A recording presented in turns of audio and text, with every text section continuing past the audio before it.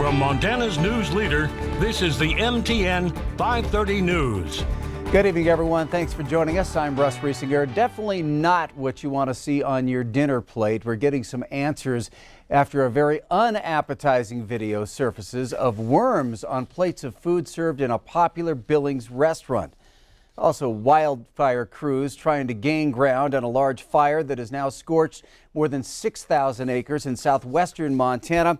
And temperatures climbing to the triple digits in parts of Montana, with the Magic City seeing its hottest day in over 2 years. We want to get straight to Chief Forecaster Bob McGuire tonight for the very latest on these dangerously hot temperatures. Bob? Yeah, we just start off with the map and show you it is 100 degrees already over at the Jordan, 102 to be exact. At Livingston, we're at 100. You can see Miles City, 100 degrees. Here in Billings, we're showing 98 degrees. Now, the Weather Service said at the 3 o'clock they had 99 degrees.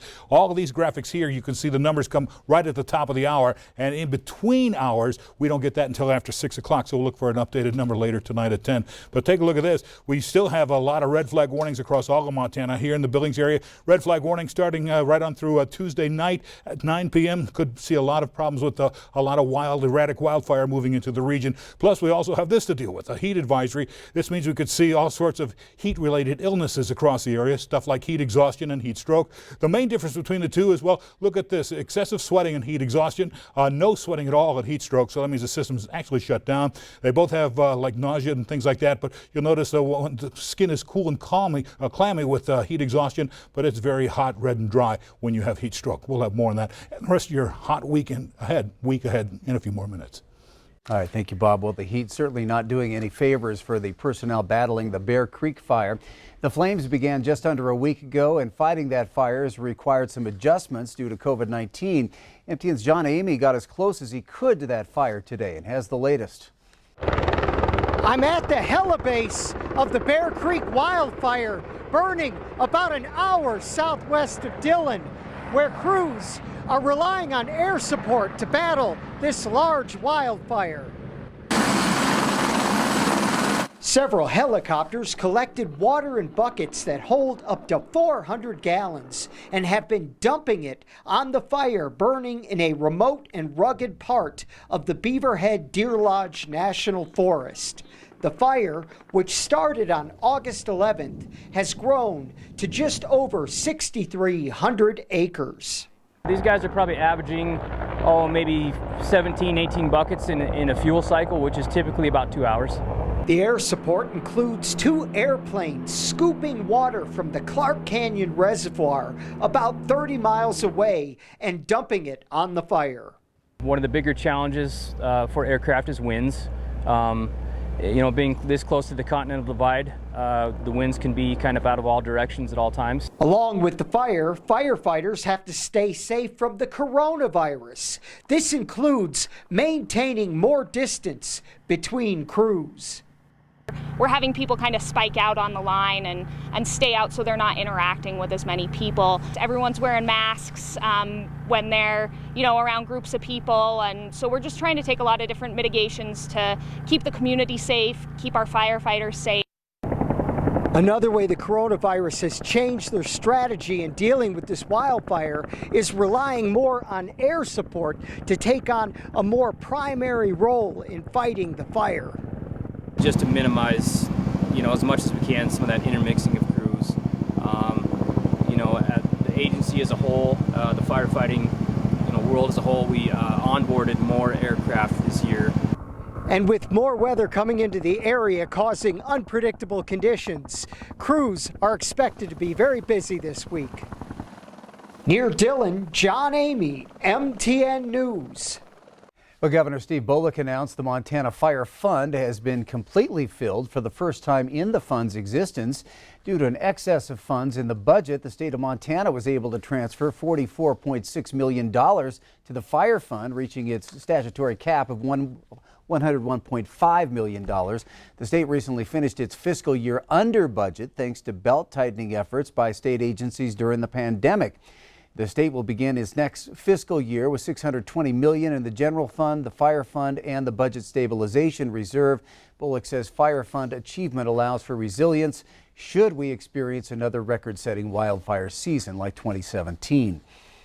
But we're also making sure that Montana's prepared for the wildfire seasons that come our way, not just this year, but for several years to come. The Fire Fund now contains enough money to cover nearly 5 average years of state fire suppression cost. Bullock is urging Montanans to redouble their efforts in using caution with fire this year, ensuring their campfire doesn't end up costing taxpayers millions of dollars. Several developments today regarding the U.S. Postal Service. Postmaster General Louis DeJoy will visit Capitol Hill 1 week from today to testify before the House Oversight Committee. DeJoy will be questioned about new controversial cost-cutting measures at the post office and the impact on mail service across the nation. In Montana, the issue came to the forefront last week when dozens of drop-off mailboxes were removed in a number of cities, including Billings, Bozeman, Livingston, and Missoula. After a public outcry, postal officials put the removals on hold. In Washington, House Speaker Nancy Pelosi is scheduled to vote for this Saturday on a bill that would stop the cutbacks and provide $25 billion in funding for the Postal Service. The rare Saturday vote will force House members to return to Washington early from their current recess. Congressman Greg Gianforte's office tells MTN he will return when the House reconvenes. Gianforte said he hopes Speaker Pelosi will work with Republicans on a bipartisan solution to avoid delays in mail service. Montana Governor Bullock was also questioned at his news conference today regarding the mailbox removals. He said while the removals have been stopped for now, he has yet to receive any assurance that they'll be put back. Riverstone Health is following up on a complaint made against a Billings restaurant after video surfaced on social media showing insects on various plates of food. But as MTN's Andrea Lutz reports, the restaurant, the Outback Steakhouse, says that incident was isolated.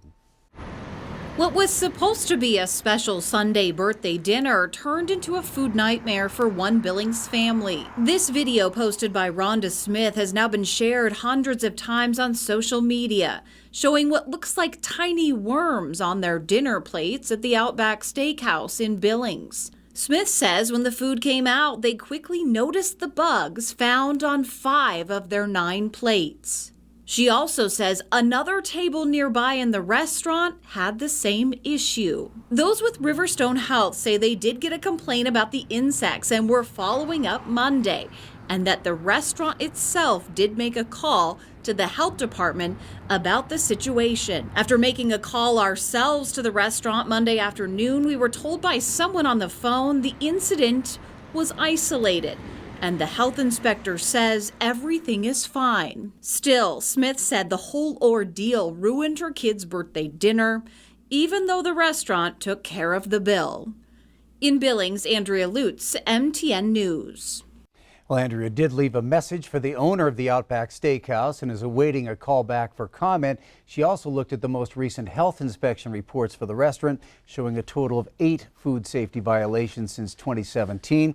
And for more on this story, you can find it on our website, ktvq.com, right now. One man died. Another person was sent to the hospital with injuries following an early morning crash between Laurel Road and King Avenue West. The 38-year-old driver died when his vehicle left the road, crashing into a tree just before 4 o'clock this morning. A 39-year-old passenger was taken to the hospital. We don't know the extent of their injuries at this point. Some improvement in today's COVID-19 numbers compared to recent weeks at least. The state reported 43 new cases today. Flathead led the way with 15. Yellowstone County came in at 11 new cases. Total number of COVID cases stands at just over 5,800, with nearly 1,600 still active. In Wyoming, 3 more deaths were reported today, bringing the total there to 33 since the pandemic began. The Cowboy State has seen more than 2,800 positive cases and has 502 probable cases awaiting lab confirmation. Tonight, the Democratic National Convention gets underway, and next week the Republicans will hold their 4-day event. But you may be wondering, what's the point of these conventions? After all, the nominees for both parties were chosen months ago. Here's our Joe St. George with a closer look. Have you ever wondered? I humbly and gratefully accept your nomination What's the point of conventions beyond saying the cliche line? I accept your nomination. The tradition dates back almost 2 centuries. The first Democratic convention was in 1832. The first Republican convention, 1856. For years, it's where the parties actually chose their nominee. When Abraham Lincoln walked into his convention, he didn't know he'd become the nominee. It took 3 different rounds of voting. In 1924, Democrats had 103 rounds of voting over 16 days before settling on John Davis.